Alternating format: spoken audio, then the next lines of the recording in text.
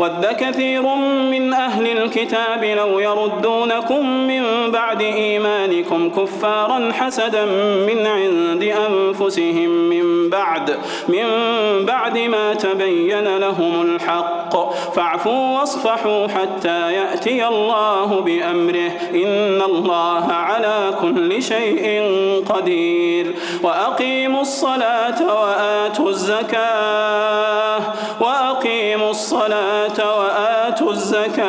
وما تقدموا لأنفسكم من خير تجدوه عند الله إن الله بما تعملون بصير وقالوا لن يدخل الجنة إلا من كان هودا أو نصارى